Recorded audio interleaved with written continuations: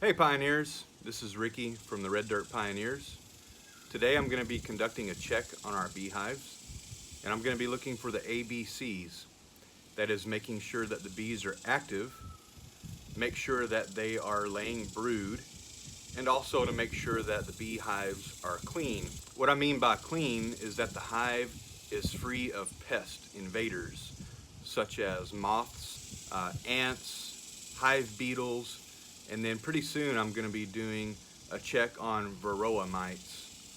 The bees haven't been checked in a few weeks. I went out there and made sure that the hives are still active, which they are, but I'm curious to see what's going on in the hives. Recently I had an issue where one of the hives lost a queen, so I had to move a frame of brood with a queen cell over to the hive with a missing queen, and I'm hoping that the worker bees kept tending to that brood and hatched out a new queen so that the hive will survive. So hoping for the best, and glad that you're joining me today to take a look at our pioneer bees. The first thing I have to do is get suited up and also get my smoker started. Right now it's probably best, while my bees are still getting used to me, to use a smoker.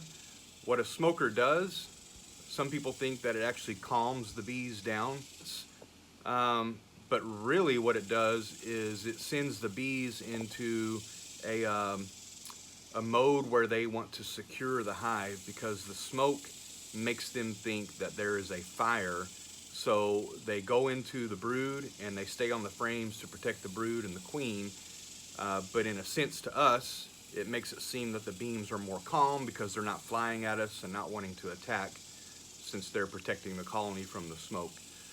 So anyway, without further ado, I'm going to get the smoker started. So here I have my bee suit, which is just a jacket. There are bee suits that are an entire one-piece suit. This jacket seems to work fine for me as long as I wear pants. Thick pants, not just a thin mesh material, but either jeans or some kind of canvas to make it more difficult for bee stings to get through. I have elbow length gloves that are very important. Here's a smoker. And then I've got several different carbon varieties for kindling for the smoker. I have some bark, which will burn longer. I have some paper that's going to be used to start the smoker. I've got some hay, and then some spent wood chips over here. Now, the way to get a smoker started and to keep it going is to build up a good coal base and then put some carbon in there that will stay lit and smoke for a while. Once I get the smoker completely started, it's going to end up producing a cool white smoke that should last the entire time that I'm conducting the bee check. So the first thing I'm going to do, I'm going to get this paper in here.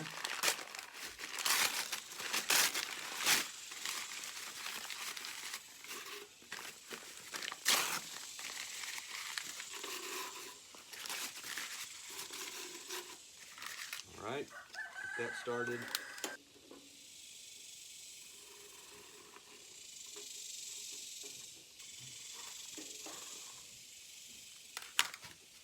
Nice about these smokers, they have a bellow that you can use to get things progressing a little quicker.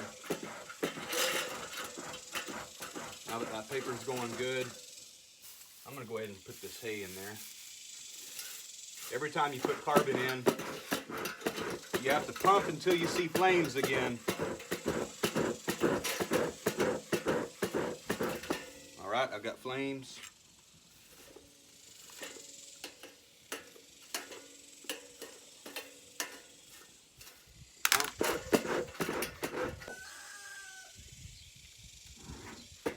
All right, got my smoker lit. Now I've got a steady stream of smoke. So I'm going to get suited up and we're going to go check out the bees. Now that I'm all suited up, I'm going to go ahead and head out to the beehives. They're about 200 yards away from the house, and it's extremely hot already.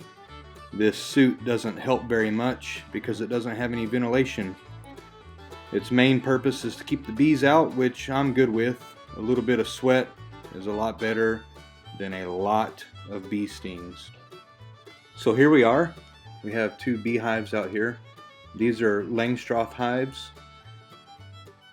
These hive boxes are coated in beeswax. Some people paint their hives, which is good, but beeswax is what we prefer. It gives it more of a natural appearance, and it just looks really good to us. It looks like stained wood. The main purpose of either painting or coating in wax is just to protect the wood from the elements, so your hives will last longer and not start to rot.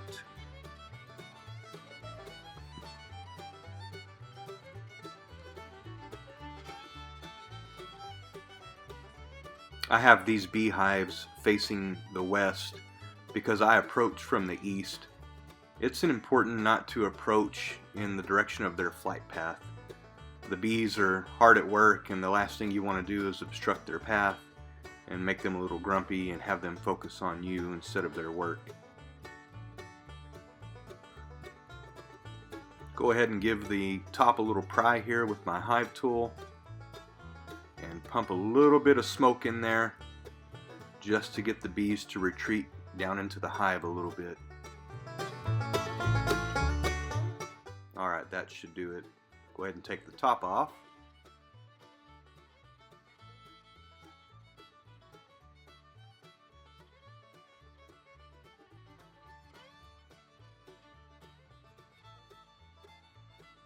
Well, it looks like I still got a few girls hanging out on the lid. That's okay. They'll stay there until I put the top back on.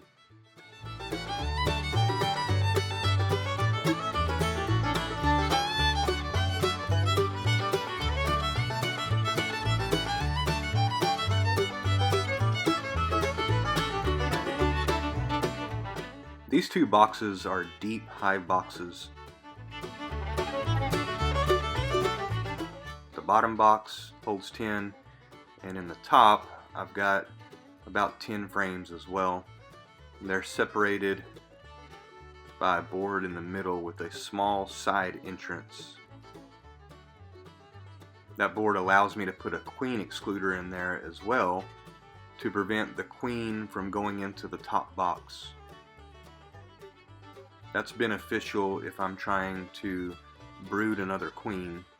Some of these frames are a little tight and stuck together, so I'll just use my hive tool to gently pry them apart, slowly and gently, so that I don't disturb the bees and give them any cause for alarm.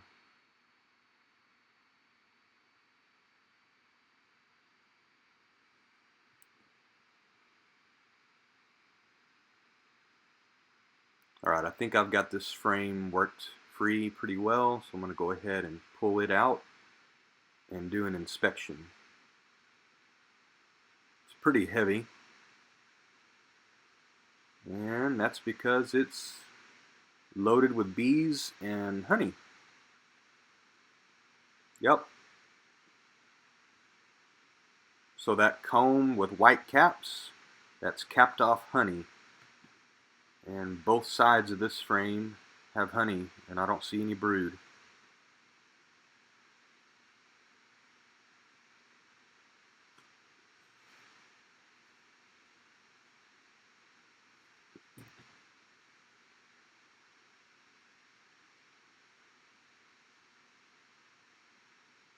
What you see on the bottom here is burr wax.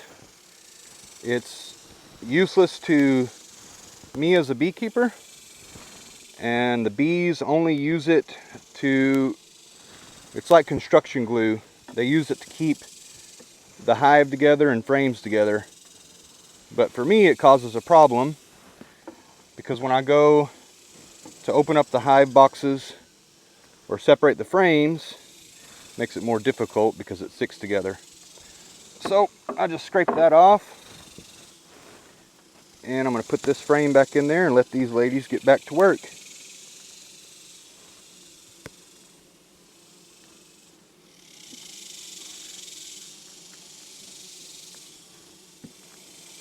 Now these bees in this hive are a Hawaiian variety. They're Hawaiian Kona bees, which are Italian bees, but they come from a Hawaiian line, which unfortunately doesn't mean that it's going to be super sweet honey like, you know, you think about the Hawaiian Islands, you think about pineapple and other things, coconut. Basically, the Hawaiian bees are just more docile, easier to work with, and they're also rumored to be resistant to mites, which is good. Both good qualities for a first-time beekeeper are docile bees and mite resistance.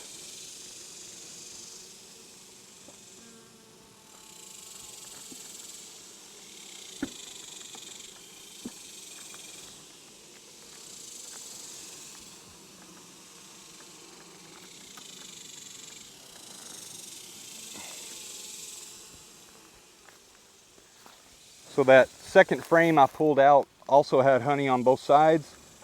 This frame only has honey on one side, so they're just starting on this frame. We might be able to harvest some honey this year. Typically, you don't harvest honey in the first year. You let the bees keep all of it so that they can overwinter and have food for the winter. Our winters here are relatively short, so we might be able to harvest some.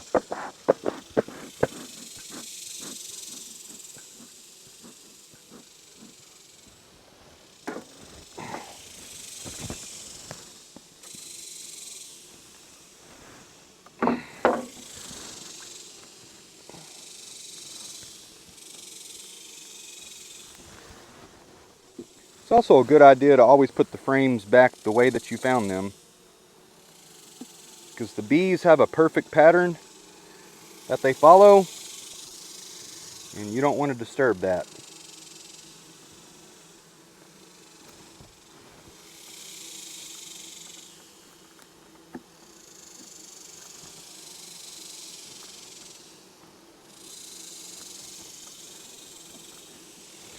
So I've got the top box inspected. It looks good.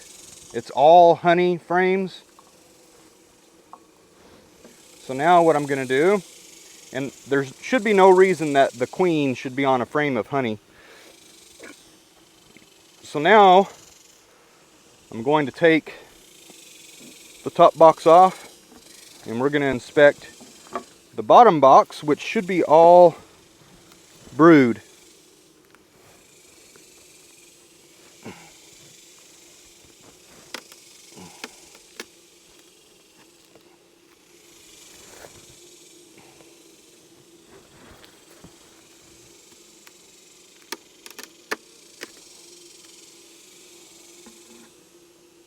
The bees do a really good job of sealing up their hive.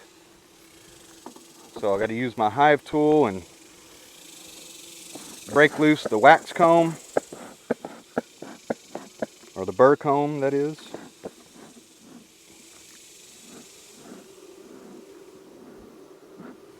Fire, fire!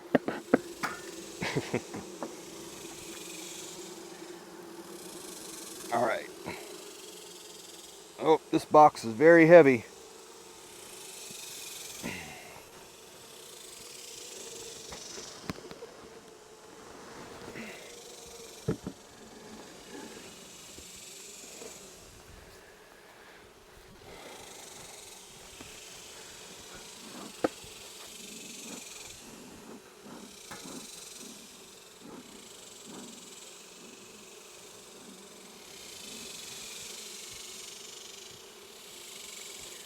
Okay, so there were a couple of beetles. There were a couple of beetles inside when I pulled the top box off, and the bees were actually attacking the beetles and trying to smother them. Not a good sign that there's beetles, but the bees are trying to do their job and smother them out.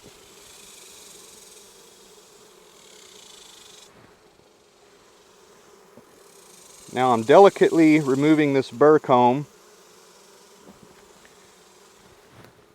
Well, let me show you real quick.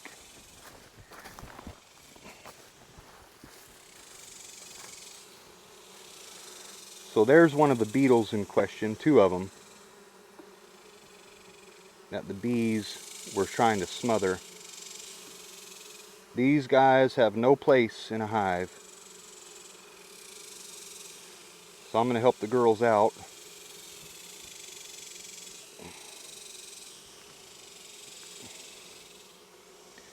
And then I'm going to remove this burr comb. Now, I'm putting all this burr comb here. I don't want to leave the burr comb lying on the ground because it's wax and it will attract what's called wax moths. And the wax moths will infiltrate your hive and lay eggs in there and start feasting on the wax and destroying the hive, which we want to avoid. So I'll collect all this burr comb when I'm done with the hive inspection before I leave.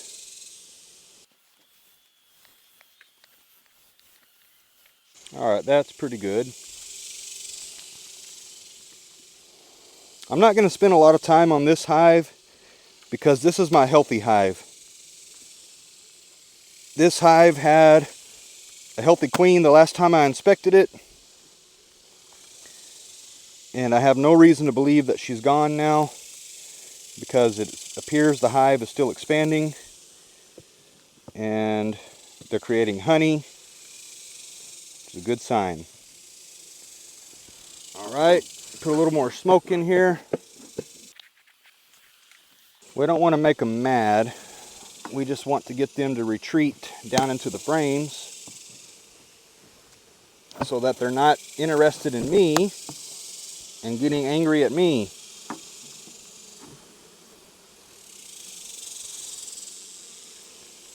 Oh, wow. Wow.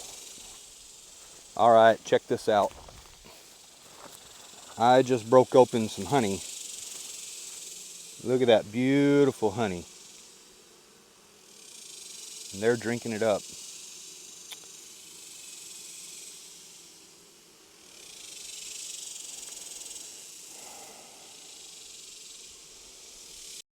I'm pretty much done with this hive, so I'm just going to finish closing it up.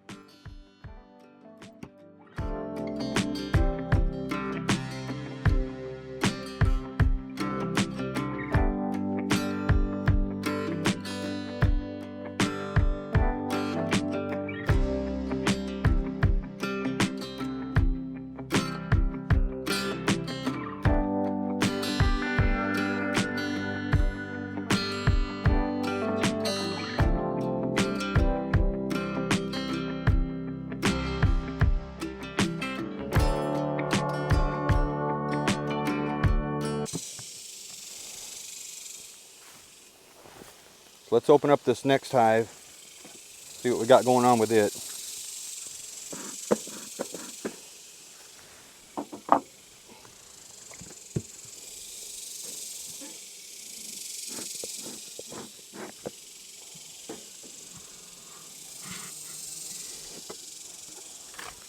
So this hive doesn't have any frames in the top because they were missing a queen, and several of the frames in the bottom box had no brood. So what I have inside of here are feeder jars. I'm going to take these feeder jars out now, and I may put some frames in here depending on the health of this hive when I open it up.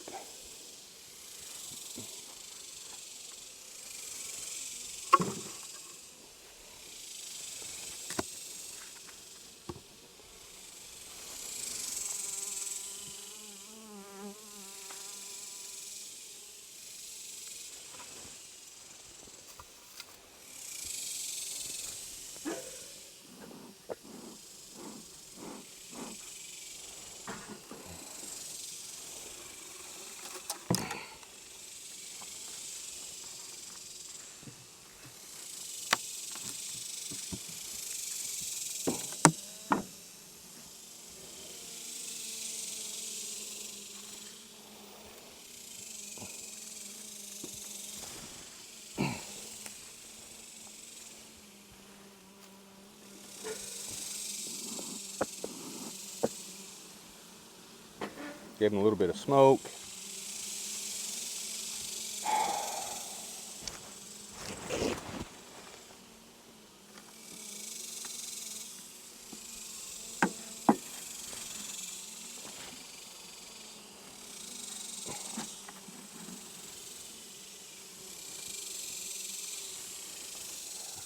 Empty frame.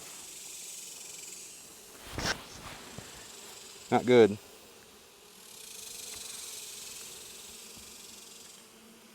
Make sure my queen's not on there.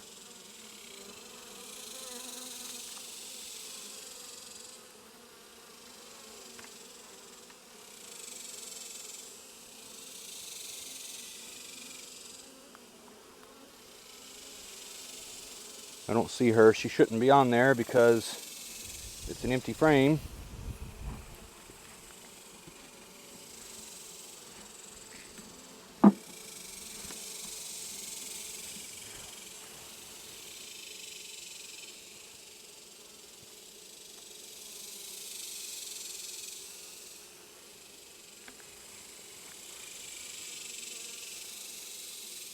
Another empty frame with no queen.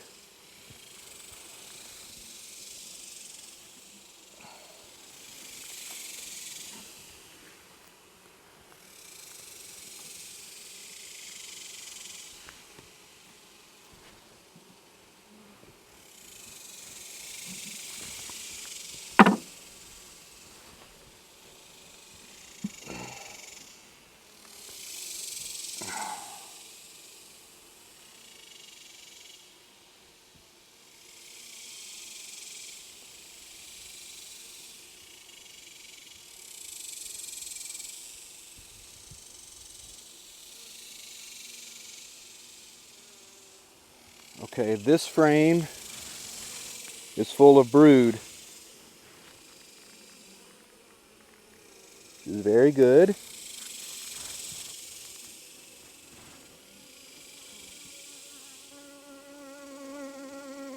No queen. So I'll move on to the next frame.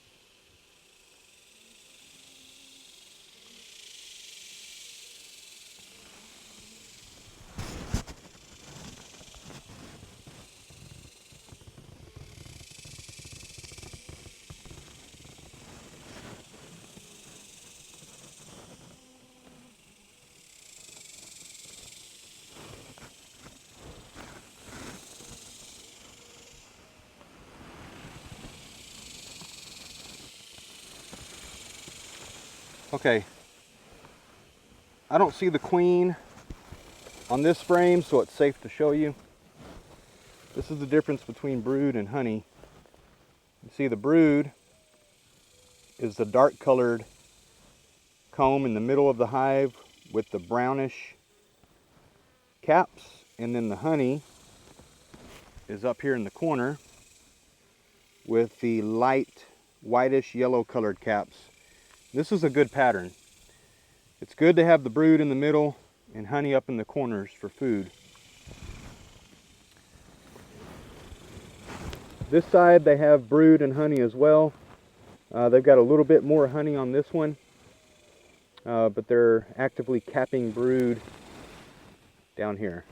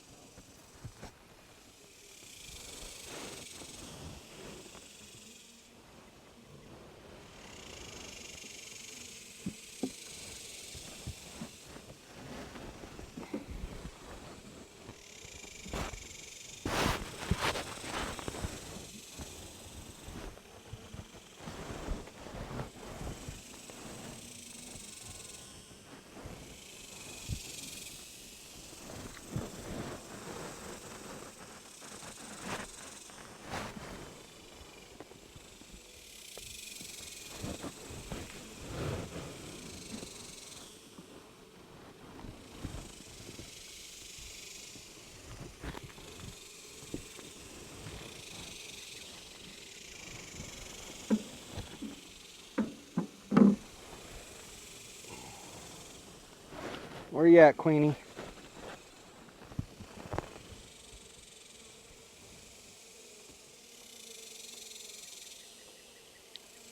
This is a frame of brood.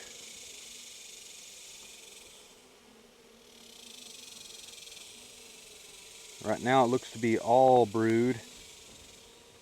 I don't see any honey.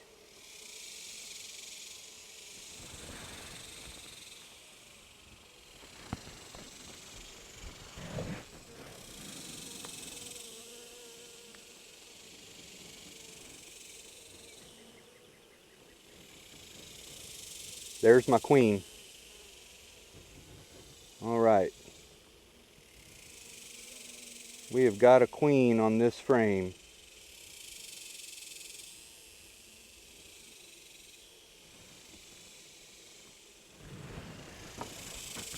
Since I can see her and not worried about dropping her, the queen is right there with that yellow dot on her head. And she's the most busy walking around. There she is by herself now. Yep. That's good, because this is the hive that previously did not have a queen.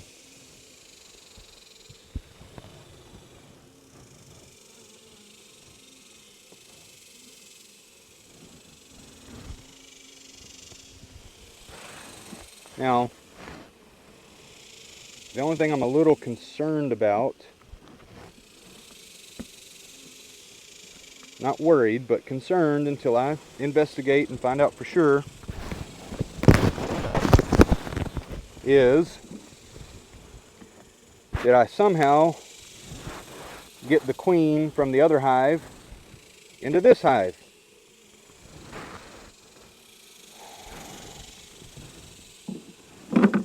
If that's the case, then I'm going to have to move a frame of brood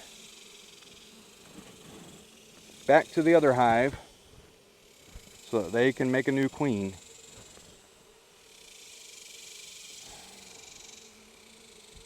This is a good pattern.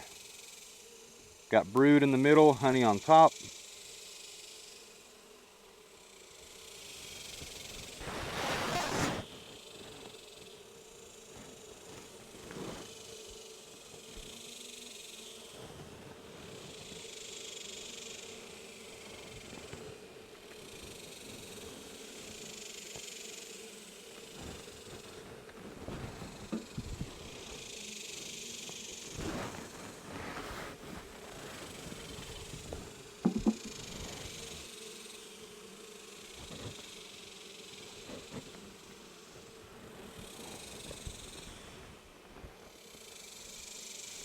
This frame has about half honey, half brood.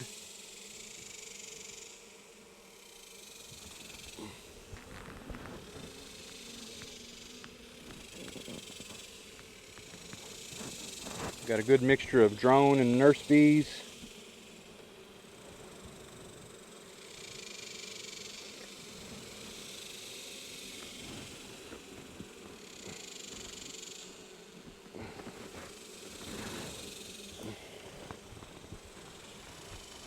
Half honey, half brood.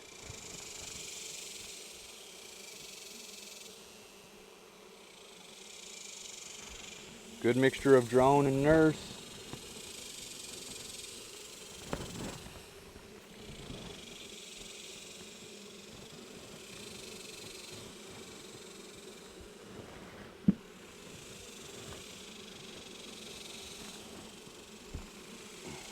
All right. So I've got 2, 3, 4, 5, 6 frames. I've got 6 frames of brood and honey.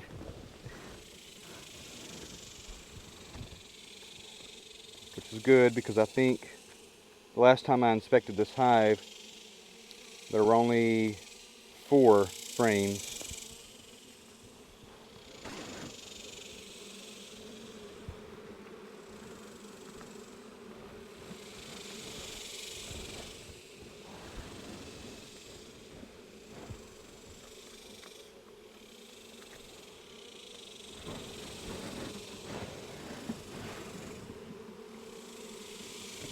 So this hive appears to be active. It has brood, and it's somewhat clean.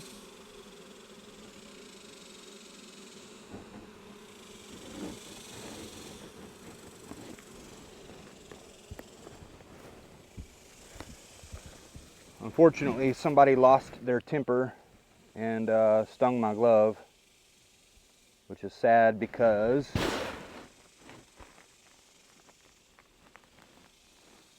now she's going to die. Because when bees sting, their stinger pulls part of their abdomen out and they die. But it happens. There's thousands of bees in this hive.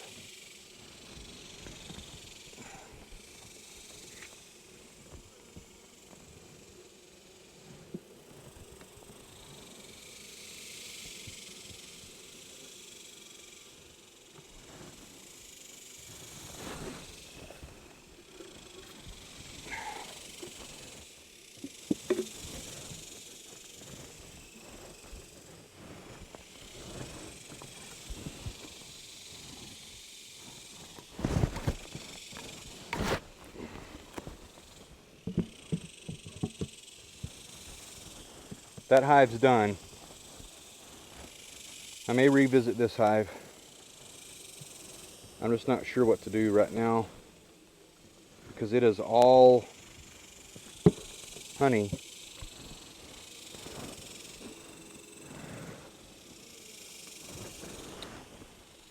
Okay.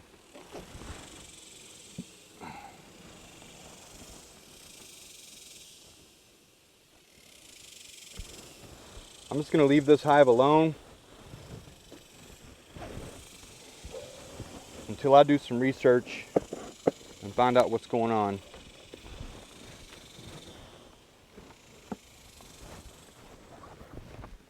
All right. Here's all my burr comb. I think I dropped a little more down here. Yep. Raven will be excited to have some of that, so will Willow. There's the bee entrance. Now, on this hive, has an open entrance. The other hive has what's called a mouse guard. I do need to get the mouse guard put on this side. There's no evidence of rodent activity in this hive that I saw, but it's just good precaution. So I'll have to get one put on there. All right. Well, that was it for today's bee check. So I'm gonna have to go in and research what's going on with this hive, and I'll give you an update, possibly do another video, and we'll find out what's going on. Today we get to harvest our very first frame of honey. Typically you wait until your second year of establishing a beehive to harvest because your bees need that first batch of honey to keep them over the winter, but our bees are doing exceptionally well. They've already went into the second box and started making several frames of honey, and we're only in July. So I'm not really worried about them not being able to replace this before winter comes.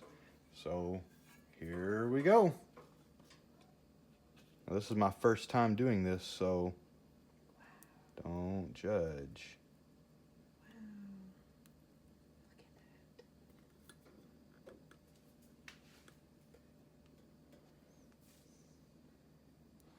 Looks good, doesn't it? Mm-hmm. It's not a very dark honey, it's a very light colored honey. And Rachel and I have, well, and the girls too, have already had the experience of tasting the honey that our bees make, and it's delicious, wouldn't you say? Oh yeah. It has like a floral taste to it. Mm-hmm. Very good. Now, our winged girls, that is our bees, because all the worker bees are female. The male bees don't do anything except breed the queen. They do a little bit of work inside the hive, but they don't go outside of the hive and do any work. The female bees are the foragers that go out and forage for nectar and pollen and come in and make these cells of honey. Another interesting fact, maybe gross to some people, but I don't think it's gross, is that honey is actually bee vomit. Vomited several times over and over again from bee to bee. They just swap the vomit back and forth until they make it into the sticky substance that we know as honey.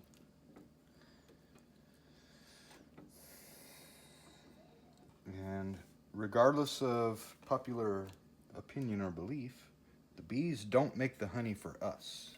They make it for themselves as a food store for the winter, but they don't stop. So in other words, they don't stop whenever they think they have enough for the winter. They just keep making until there's no more pollen and nectar available.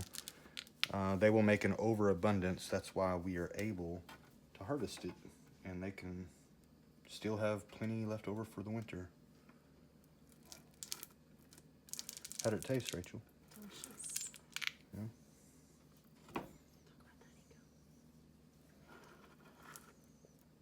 So the honeycomb that I'm scraping off here is just the wax that the bees make themselves. They build these little combs, and you can actually chew on the honeycomb like a piece of gum until you get all the flavor out and spit it out. Or if we had a spinner and we could spin all the honey out of the comb and save the wax, we can use the wax to make products like candles or beauty products, things like that. And we do plan on doing that in the future. All right, well, we're gonna let this finish draining off, and then we'll get it jarred up and show you the finished product. This is how much honey that we got off that one frame, so we're quite pleased. Just want to thank you again for visiting our channel and watching today.